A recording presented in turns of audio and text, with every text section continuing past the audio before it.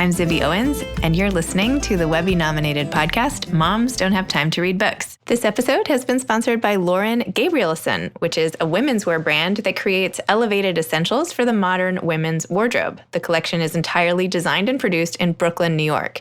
The Lauren Gabrielson woman values quality, versatile pieces that she can wear every day that are customized to her body, her time, and her style. And by the way, I have 2 Lauren Gabrielson headbands, which I wear all the time, and you can see in my photos on my events page because I wear them everywhere, and they're amazing. And actually, my 6-year-old daughter steals mine all the time. So anyway, LaurenGabrielson.com. I'm so excited to be here today with Lisa Heffernan and Dell Harrington, who are the co-authors of Grown and Flown, How to Support Your Teen, Stay Close as a Family, and Raise Independent Adults. They are the co-creators of Grown and Flown, the #1 community site for parents with teens and college students, reaching millions of parents every month. Dell previously worked in TV and media, while Lisa had a career on Wall Street and in politics and writing. Lisa is a New York Times bestselling author of 3 books, including Goldman Sachs' The Culture of Success. They live with their husbands and families in the New York City area. So welcome to Lisa and Dell. Thanks so much for coming on Moms Don't Have Time to Read Books. Thank you for having us. We really appreciate it. Not only did I really enjoy your book, but I have to say I don't usually follow Facebook groups. And the Grown and Flown Facebook group is like the only one that I read all the time and get like emotional about and I'm attached to. So I don't know. Just wanted to throw that out there. So I feel like I already had this like natural sort of gratitude towards you for creating that sort of space for everybody. It's been a big surprise. I think a lot of parents have a lot of questions and they don't know people in their real life to ask those questions. And the group is functioning in a way that fills a role that isn't in their real life. Many times, I'm sure you see this, people are asking questions, and I think they don't know anyone in their real life who has that situation. But the group's got about maybe 125,000 parents in it. A few more. And when you go into a group that large, other people will have had whatever experience you're having and really bring their insight and experience to your problem or your question. I feel like I tell everybody who now has a child at that age, I'm like, are you part of this group? Do you know about it? So Thank you. Well, we have had people tell us on more than one occasion that the group is larger than the town that they live in and much more diverse. So it gives people an opportunity to really have some creative parenting ideas that they may not have in their own social circle or their own school circle. And for people who aren't on them, and I shouldn't have probably jumped into all this, but Grown and Flown is intended for people whose kids are teens or aging out or just flying the nest in some form or another. And you can just join on Facebook, Grown and Flown. Yeah, exactly. We vet everybody to make sure that they are indeed a parent of a high school or a college student because we really want the conversation to be around those topics. So we're careful. I snuck in. I think I snuck in. You're close, you know, but with your oldest. I think there's some things, like I'm divorced and remarried, and I think there's things with the kids on weekends when I don't have them that is the same type of feeling of parents who have kids who leave, that people maybe my age or have kids my age don't necessarily feel as much as people in the group. Yeah, it could be. That's a good so, point. Anyway, maybe an offshoot. Maybe you make an exception for. Well, we're broad-minded about it, and we also realize that some people whose oldest are in 9th grade have much younger children. Right. Likewise, people whose youngest is going off to college have kids who are possibly married, and they may already be grandparents. So it's somewhat flexible. So let's back up now that I've jumped all the way in here. Tell listeners about what Grown and Flown, the book, is about and what inspired you to write it. And then I want to hear about sort of the inception of the whole package. The whole package. The whole Grown and Flown. So we wrote Grown and Flown, How to Support Your Teens, Stay Close as a Family, and Raise Independent Adults. And that's a mouthful. For the same reason that we started the whole package, which is these are some of the most challenging, some of the most exciting, some of the most heartbreaking, and certainly some of the most consequential years of parenting. These are when kids are setting the direction for their lives. We still play a pretty big role in some of that decision-making, if nothing else, just being a sounding board for our kids. And there was so little out there. There are so many amazing websites and amazing books for parents of little kids. And you know, the expression, little kids, little problems, big kids, big problems. The big problems we thought weren't being addressed adequately. So we thought we would start a website. Essentially, that's where we started. At the beginning, it was the 2 of us talking about, I have 3 kids. This is Lisa. Dell has 2. It was kind of us talking about our 5 kids. And now we have over 500 writers on the website. Many of them are writing from the position of their professional expertise. And they may also be parents of teens, but they're really writing from the fact that they're a psychologist or they're a physician or a teacher. So we gathered a lot of this expertise and we put it in a book. with some of the best parent writers we know. Wow. And, we know from research, parents of teens feel the most insecure in their roles. I mean, this is when parents have the least amount of confidence, when they have middle schoolers, and it really doesn't start to pick up until the kids are grown. So there's this vacuum of information. And at the same time, as Lisa said, families are dealing with some of the most complex questions as teens gain more independence and grapple with the direction of their life. So simultaneously, you're no longer going into the pediatrician with your child. You're not having parent-teacher conferences in the same way that you do when your kids are little. And you're really not supposed to be the ones talking to the teacher on behalf of your student or the coach on behalf of your student. So all of a sudden, the scaffolding in your life kind of melts away. And once I know we're in New York City, so it may not be as relevant as parents in the suburbs, but once their kids start driving, they really are out of the loop. So it can be a kind of a lonely and stressful time. So we hope that we could add a little bit to that conversation. Thought of my kids driving keeps me up at night. It should. Oh my gosh. Yeah, don't think about it. On behalf of everybody on the roads. It is scary. There was a part in the book where you talk about overparenting, and I thought that was interesting for you to address because writing a book about this age group, some might say, there's been all this pushback against being too involved with your kids and this whole scandal for college admissions and everything. Some people obviously still call to wake them up for class, and, they say, we got a 90 in biology versus I did well. And yet at the same time, you say in the book, helicopter parenting has crashed. So has it really crashed? And how do you get people off of the helicopters? So a couple of thoughts here. One is we don't think that helicopter parenting was ever as popular as the press would have you believe. It makes a great story. It makes a great headline. But there isn't actually almost any data how common it is. Parents who are truly overparenting, parents who are truly intrusive in their kids' lives. So what's happened is parents and kids, teenagers and young adults, are much closer than they were a generation ago. We are much closer to our children than our parents were to us in terms of the amount of communication we have, in terms of what they want to talk to us about, the important things in their lives, their jobs, their aspirations, their romantic life. And maybe we conflated a little of that closeness with helicopter parenting. So first of all, there are some helicopter parents, and the argument to make to them is really that you're damaging your kid. And that's what the professionals said. The biggest thing that will get you pulled back, helicopter parents have the best of intentions. And if they know how much their behavior damages their kids and keeps them from reaching independence, that's the best argument against it. But most parents have grown concerned that they're a helicopter parent, and they're really not. They're just really close to their kid. So we talk in the book about a couple of things that maybe help parents. One is a rule of thumb, which is if you would do something for somebody else's kid, you should do it for your own kid. So if your kid were writing a college application, or if your kid were wanting to know about a career, I would proofread your kid's letter. I would look at their letter. I would look at their resume. I would make suggestions to them. I would take them to work with me for the day to show them what it was like. If I would do that for your kid, I should do it for my kid. So you're by and large not overstepping when you're doing something that you would do for a niece or a nephew or a friend's kid. The other thing is, what we're trying to do over these years is we're trying to go from the role of parent, the sort of all-powerful parent, to the role of mentor. And if you feel yourself moving towards that, if you feel that they're taking more and more control and you're moving more and more into that consultative role, you're probably doing it right. Yeah, I think and what I was going to add when Lisa was talking about the tendency now of parents to be much closer to their kids, that is the case in our two families. We noticed that. There's research that bears that out, that we draw from. And one thing that we've tried to do throughout the book is to look at the best research we can find around things. And when you were talking about there not being any research to really substantiate the quantity of helicopter parenting out there, it may be a kind of an anecdotal thing. Yeah, and the research actually shows that it's both the new closeness between teenagers and young adults and their parents is both beneficial for the parents and for the kids. We are helping our kids by staying close to them. It's kind of the best thing in life. One of the things that you see written about a lot is if your kid can do it themselves, you shouldn't do it for them. And this one I think we disagree with, and we talk about in the book. My husband can do a lot of things I do for him. That's how you show people that you love them. That's what families do for each other. He can pick up his own dry cleaning, but sometimes I do that for him. So I think the same is true with our kids.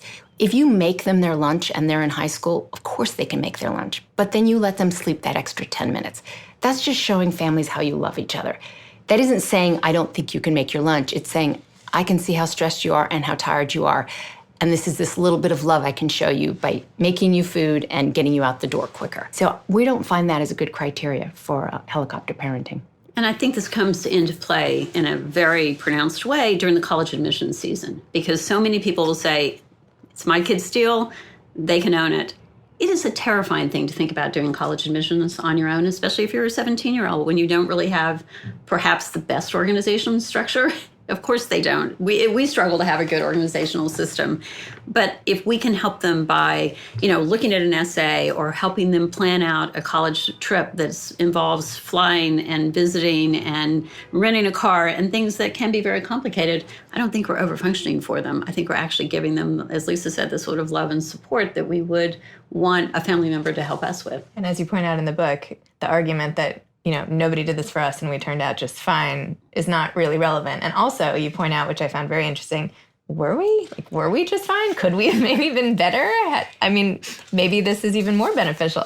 Yeah, there's a lot of data that suggests we were actually the worst generation.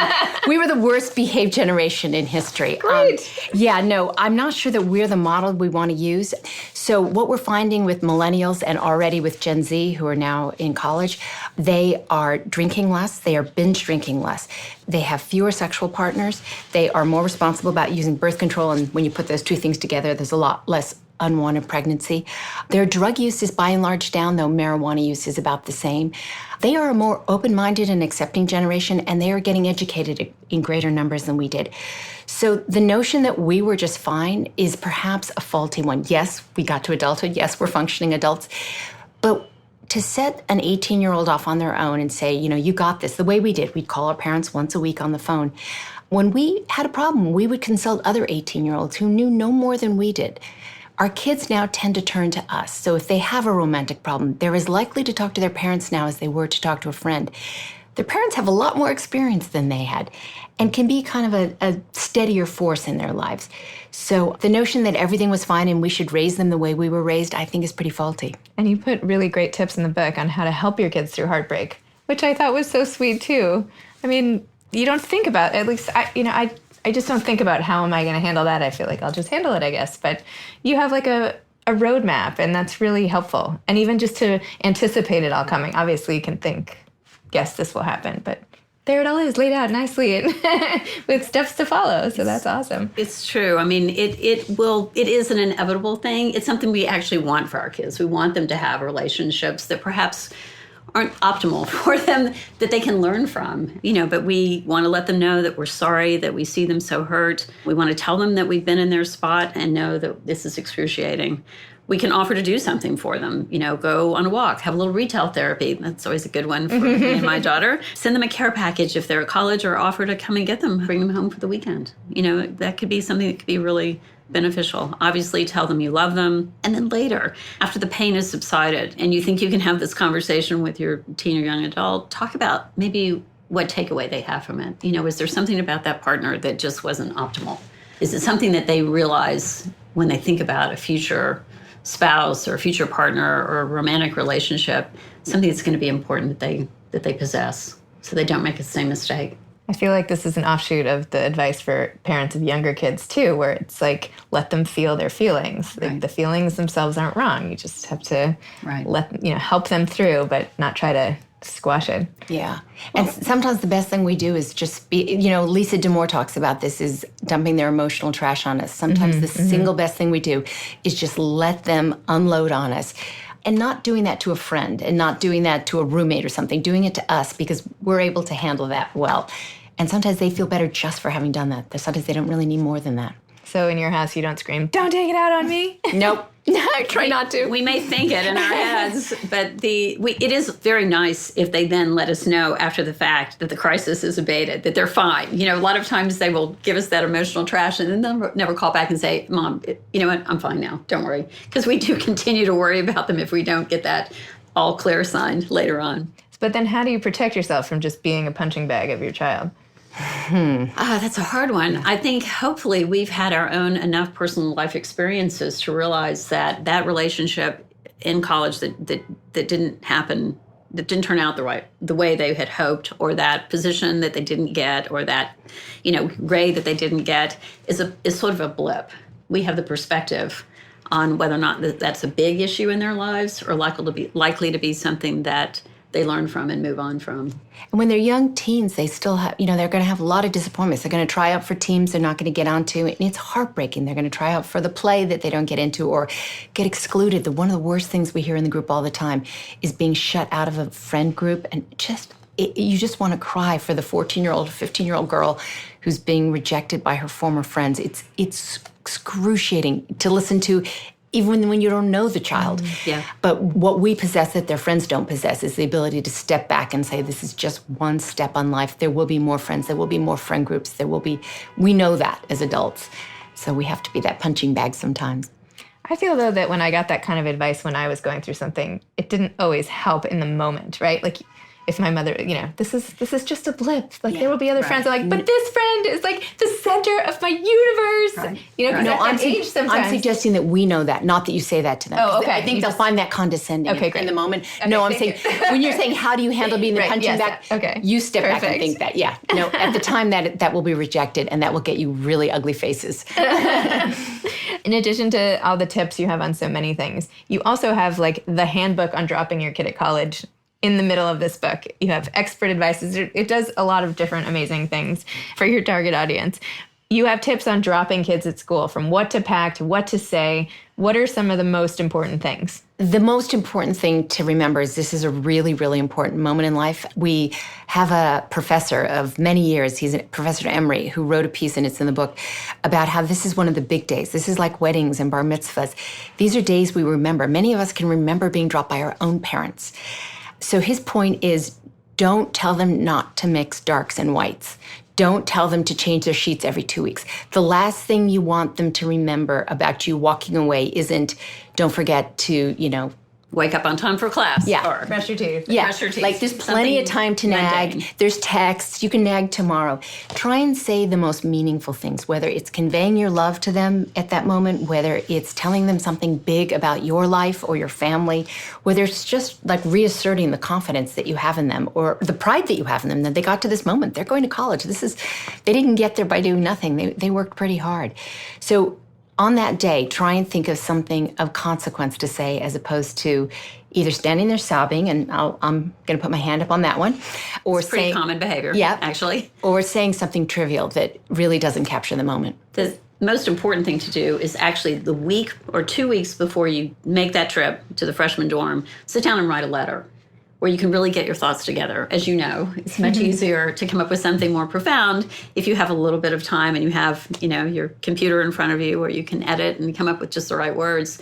Leave that for them so that they have that to open after you've gone. It can be a real meaningful thing for both of you. I'm like getting emotional just thinking about this. As I told you, my son is leaving for boarding school, and I read your book, and I've been thinking in the back of my head, I should really be doing that letter. But I'm like, what do I want to say? And then I don't want to write anything that's going to make him more upset.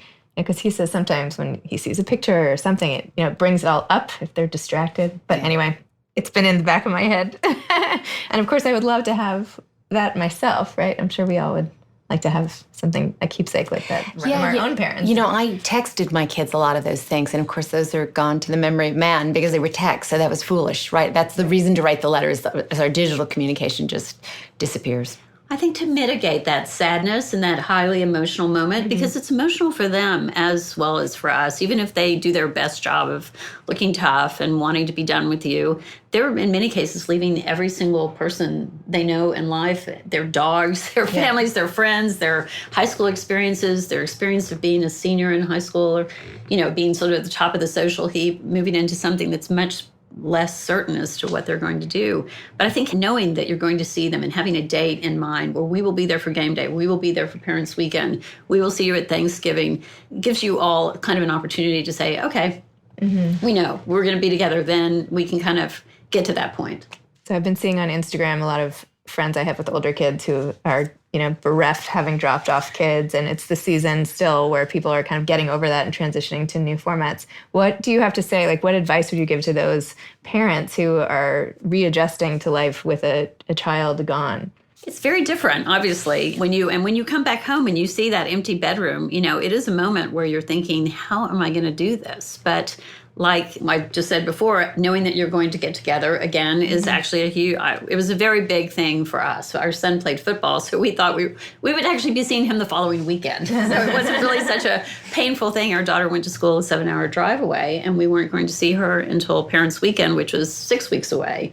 But having that moment where I could focus on the positive in our future was actually beneficial to me. Yeah, the other thing is, don't beat yourself up. If you're feeling really sad, if you're finding it hard to walk into their bedroom, don't tell yourself, this is a good thing, what's wrong with me? There's nothing wrong with you. This is one of the people that you love most in this world, and they're not here. So why wouldn't you feel sad? I think we chastise ourselves a little and feel like somehow there's something weak or something wrong that we're feeling so sad, and we should actually let ourselves experience that. We find most parents feel better after a couple of weeks. Distract yourself with your other kids, distract yourself with your spouse, distract yourself with your girlfriends, whatever helps you move on. People talk about hobbies. I don't find that necessarily a hobby replaces a person, but friendships and companionships and partners, they certainly can fill some of that void. Certainly joining our Facebook group where you can commiserate with 125,000 people, many of whom are feeling exactly like you are. It does make you feel a little bit better to read something where someone expresses exactly how you're feeling. And it's like, okay, I'm not the only one. Okay, that does make me feel better. So finding community, whatever that translates into your world, is really important. One of the things we've seen parents do that looks like so much fun, I wish I had done it actually, is they have care package parties after the kids have left. So everybody gets together with a bunch of the parents that you were senior moms together with. Everybody brings 10 of one item, let's say, and then they put packages together for the kids. So everybody puts one item in each box and write notes to the kids about, you got this is going to be great, I'm so excited for you, and share a glass of wine. And I was going to say, wine is usually part of the equation. Or coffee if it's morning. And then commiserate and remember that everyone else is feeling exactly the same way. Someone just put pictures up last night of having done one. Looks like a lot of fun. Yeah. They could combine that with a book party. Exactly. For your book. Yes. They could all read little snippets. And that is a great idea. So when I was getting used to my kids being away every other weekend, I had this big debate. Do I keep their doors open or closed when they weren't home? What do you think? Doors open or closed with the children who have left or away? And I'd go for the door open, only because I feel like it seems like it's so much of a void if it's shut. At least if there's light there, and it feels really good to go back home. And invariably, they have left coat hangers, bags of trash, stuff they decided not to take at the last minute. And it feels really good to go in, strip the bed, clean everything up, get it all nice and neat. Because one thing that doesn't generally exist with a teenager is a tidy bedroom. So if you can create a tidy space in there, there's this little tiny bit of gratification that comes with that. So I go for the open door. I closed the door because I couldn't even look. So I think you can do it either way. I did not handle my children leaving well. It was really painful, and I literally couldn't look in their bedrooms for a while. So there you go. So take your choice. Exactly. Tell me a little more about the process of writing this book. How did you two, I know you two collaborated obviously on the Facebook group, but in terms of writing this book, how did you actually do it, and how did you collaborate? How did you find doing it? I know you've written on your own and with other people and with Mary Dell. Tell me about the whole process. It was really fun doing this because we, over the years, had, as I said, published about 500 different writers. So we had amazing people to go to and ask for pieces for the book. Experts, professors, teachers, high school teachers, doctors, psychiatrists, psychologists, there's all sorts of people in the book. So first we just thought of all the people we thought were best and could write the best pieces for us and kind of outline the book that way. The book is not really chronological, it's topical. So it's about love and family, and there's, a section about health and mental health and happiness. And so it doesn't really walk you through per se from, let's say, from 9th grade through college. Right. And then we started just, drafting. And Mary Dell would read a draft and she would tell me what was wrong with it. So that was really helpful. The problem with writing a book on your own is you can actually go down a rabbit hole of something that's not very relevant, something that you feel really good about that isn't actually very good. So it's really, really fantastic to collaborate. And that was really fun.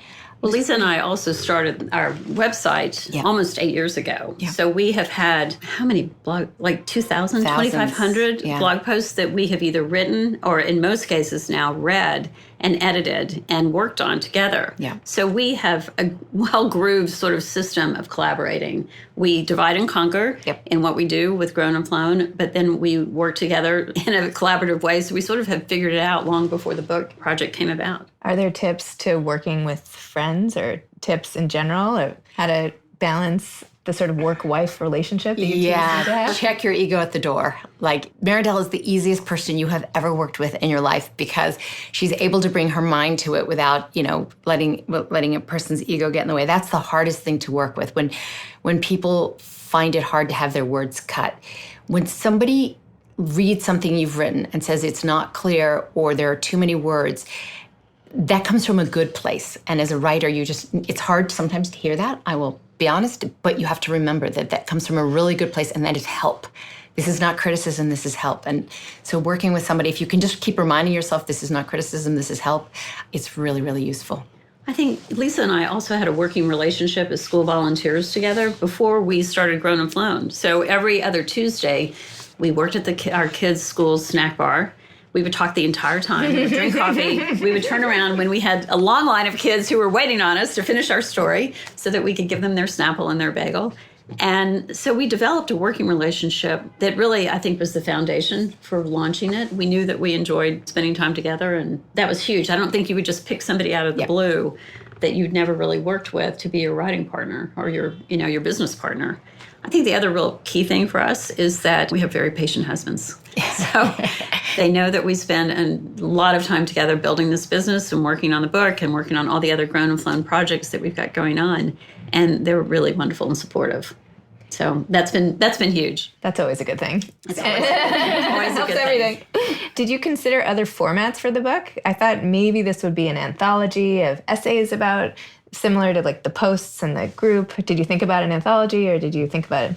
Was this the go-to format from the beginning? This is what the publisher wanted. Yeah, so okay. It was, yeah. They wanted a book that very much mirrored the site. Did they come to you? Yes, they did actually.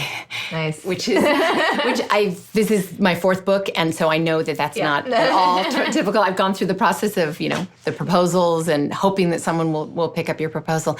So it very much mirrors the site, and we're hoping that we pick pieces that we think people will read and reread. We hope it's more of a handbook in some ways. Mm-hmm. We were going for, with the what to expect, what you're expecting kind of thing, where you dip into it and then set it down and then dip into it again, because kids don't go through the milestones the way we do in pregnancy and early childhood. They go through things at very, very different times.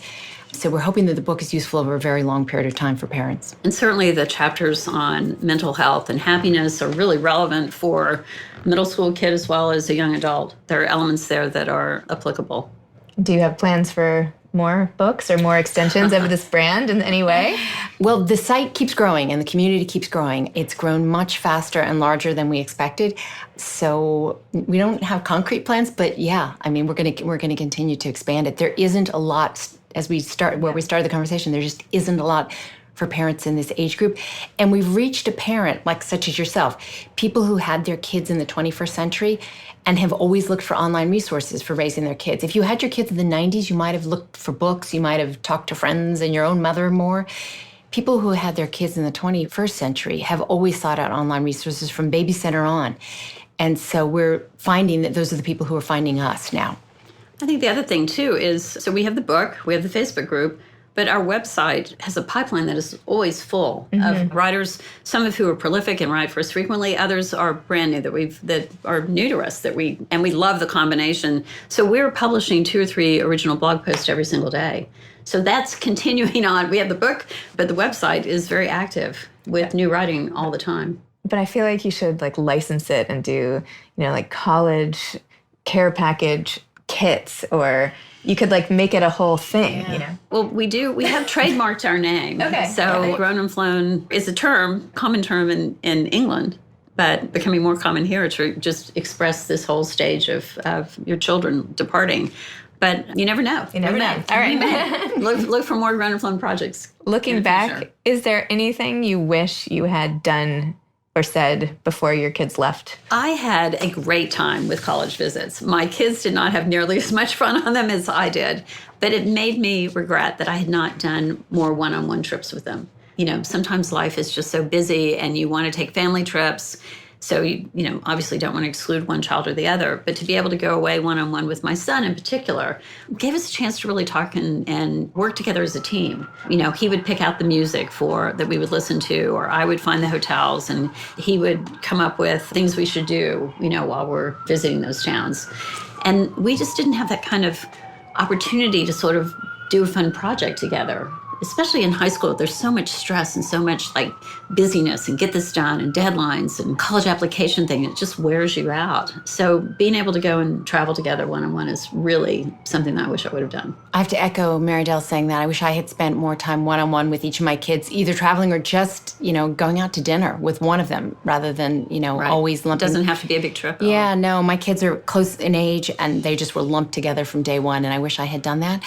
There's two other things, I think. One is I wish I had brought less of my own baggage into their adolescence. So I was so worried about them doing what I did or not doing what I didn't do that I brought really a lot of my own experience to their adolescence. They are not me. The times were different. They're different people. They're not even the same. I have boys. They're not even the same gender as I am. And I wish I had brought less of my past and let go of my past more in raising them. And I guess the last one is I wish I had worried less and trusted us all more. I worried so much, and I worried about outcomes that we would have been able to handle. My kids are good kids, and my husband was there and a wonderful father. Yet I worried, that this wouldn't happen or that wouldn't happen, none of which are major consequential things. And I would have made all of our lives a lot easier if I had just worried a lot less. That worry thing is really hard not to do. Yeah. It just is really... I used to tell them I'm paid to worry. When they said, Mom, stop worrying, I was like, no, I'm paid to worry. But you know what? It would have made everybody's lives a lot easier without that. That's absolutely the case. Wow. Do you have any advice to aspiring authors? This is a great time to be an aspiring author. Over the last decade, the sort of gatekeepers that always stood between you and getting published have become less and less important. So I think to become an aspiring author, meet lots of people, as many people as you can, reach out to people online. Everybody wants to help everybody. We love to publish people who've never been published before. And there are people It's pretty exciting. It's really exciting. And there are people whose writing careers have started by just reaching out to us and sending us something wonderful. And they've ended up on national television, and it's been great. It's been great to see. Yeah, and they've ended up with all sorts of wonderful progression to their career. So don't be at all shy about reaching out to people. Don't ever feel like you're imposing or you're getting in the way. People love to hear from aspiring authors. I think that would be one of the most important things. I think that's true. I think the barrier to entry is low to create a blog. Yeah. The hardest thing for us was to pick our name. That took us months. Yeah. But then finally, your son was going back to college, and he said, okay, it's now or when I'm home for spring break. I will help you get the domain name. I'll help you get going, but you just have to decide. But it took him very little time. Yeah. So once you decide that you want to write, definitely create a blog, pick a name, get going on it, experiment, push all the buttons, see what you can do and what you can learn on your own. And don't be afraid of social media. Explore Instagram, Facebook, whatever works for you. I would say the last thing is engage and listen to your audience. The advantage we have now over people had 10 years ago is you can get a lot of really instant feedback about whether your tone and your voice matters, whether what you're saying matters, whether it's compelling to people. And you didn't really have that opportunity for so long. Your readers will tell you a lot. Your readers will give you a lot of really, really useful and incredible guidance. If you've got a voice and you've got something that people want to say, you will be successful now. I feel like there are so many avenues now. If you're finding that your readers are reacting positively and they want to hear from you, keep pushing because you will be successful. Great. Well, thank you so much for all this advice, for your great book, for the community you've created, and for helping so many people. Thank you. Thank you for having us. Of course. Thanks again to my sponsor, Lauren Gabrielson, the women's wear brand that creates elevated essentials for the modern women's wardrobe, laurengabrielson.com. Thanks for listening to Moms Don't Have Time to Read Books. You can follow me on Instagram at Moms Don't Have Time to Read Books. Thanks so much to Steve and Ryan at Texture Sound for the sound editing. And thank you to Morning Moon Productions for providing this fantastic intro and outro music. Thanks for listening. You could always email me at zibby@zibbyowens.com.